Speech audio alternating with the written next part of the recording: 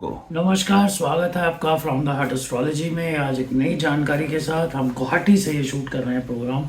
माँ कामाख्या के दर्शन करने आए थे और उसका आशीर्वाद आपको मिले, इसके लिए हम प्रार्थना करेंगे। दोस्तों, कभी कभी हमारा किसी से विवाद होता है, प्रॉपर्टी को लेके, प्यार को लेके, संबंधों को लेके, रिश्तेदारी को लेके या परिवार को लेके।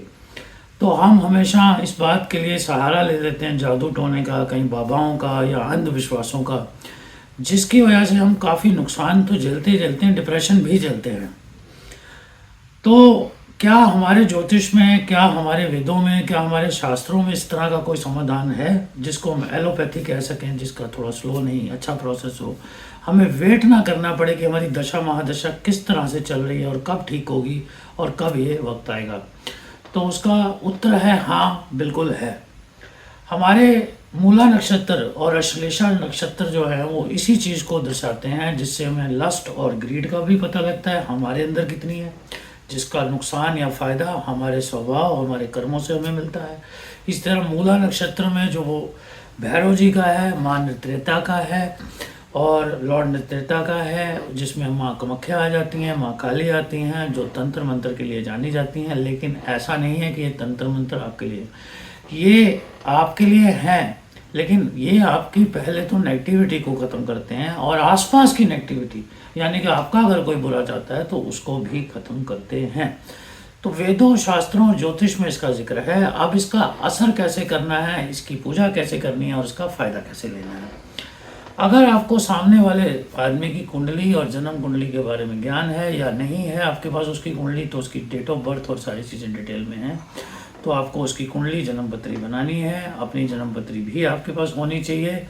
उससे आप उसकी दशा महादशा का पता कर सकते हैं कि कौन से ग्रह की दशा महादशा चल रही है, उसके करंट गोचर में उसके ग्रह कहाँ बैठे हैं और उसके जन्म के टाइम पे उसके ग्रह कहाँ बैठे थे, और साथ में आसपास में जो करंट गोचर में ग्रह जन्म के समय और अभी है उसको किस तरह से फल दे रहे थे। ये सेम एनालिसिस आपने अपनी कुंडली का भी करना है, जिससे पता लगेगा कि आपकी कुंडली ज़्यादा बलवान है कि उसकी कुंडली ज़्यादा बलवान है, करंट दशा आपकी ज़्यादा अच्छी चल रही है या उसकी अच्छी चल रही है। इससे एक बात से तो ज्ञान मिल जाता है कि हमारी विजय या हम जिस काम को साधना चाह रहे हैं वो होगा या नहीं होगा, उससे समय कितना लगेगा, क्या इसमें हमारी जीत होगी या सामने वाले की जीत होगी, ये भी हमें पता लगता है। दूसरा, हम कितनी जल्दी इस काम को कर सकते हैं ये भी हमें पता लगता है। अब इसको करना कैसे है? देखिए, मंत्रों द्वारा, प्रेयर से बड़ी कोई चीज़ नहीं होती, दान पुण्य से बड़ी कोई चीज़ नहीं होती, कर्मा से बड़ी कोई चीज़ नहीं होती।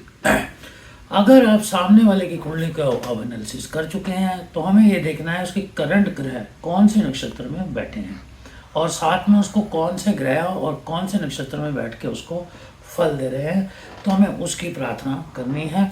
और उसके जन्म के समय वो ग्रह और नक्षत्र किस तरह से प्लेसमेंट में बैठे हैं उसकी भी प्रार्थना आपको करनी है। उसके अलावा आपको अपने नक्षत्रों की और अपने ग्रहों की करंट गोचर के हिसाब से और आपके जन्म के समय के नक्षत्रों के हिसाब से प्रार्थना करनी है और कर्मों को भी करना है, दान पुण्य भी करना है, ताकि आपको उसका भरपूर फल मिल सके। अब इसमें क्या होगा, आपको उसके ग्रह और नक्षत्र तो फेवर करने लग ही जाएंगे, साथ के साथ अपने नक्षत्र और ग्रह भी अगर वो शत्रुता रखते हैं उनके ग्रहों नक्षत्रों से मित्रता के रूप में बदल जाएंगे और इसका आपको भरपूर फायदा मिलेगा। अगर आप मान लीजिए आपकी कुंडली बलवान नहीं भी है तो आपको लड़ने के लायक बना देंगे। मैं लड़ाई में तो विश्वास नहीं रखता, मैं प्यार में ही विश्वास रखता हूँ, तो मैं यही चाहूँगा कि सद्भावना बने, पॉजिटिविटी आए और आप जो भी चीज़ के लिए चाहते हैं उसको पॉजिटिविटी से, सच्चे दिल से वो आपको मिले, एक प्रॉपर वे से, जिस तरह से विधि विधान में लिखा गया है, जिस तरह से ईश्वर चाहते हैं। किसी की पराजय में कभी भी आपकी जीत नहीं हो सकती, किसी की हार में कभी भी आपकी जीत नहीं हो सकती, किसी की दुश्मनी में कभी भी आपको खुशी नहीं मिल सकती। हमें हमेशा ऐसा माहौल बनाना है जिससे हमारे ग्रह नक्षत्र, हमारे कर्म और हमारी आत्मा जो है खुश रहे। ये सब करने से, जो भी मैंने आपको विधियाँ बताई हैं, आपको सुकून तो मिलेगा, जीत भी मिलेगी, और लेकिन उस जीत को स्वार्थ के लिए हमने या अनैतिकता की शक्ति के लिए इस्तेमाल नहीं करना है। इस तरह की जानकारियों के साथ आपके सामने हाजिर होते रहेंगे। देखते रहिए from the heart astrology. God bless you.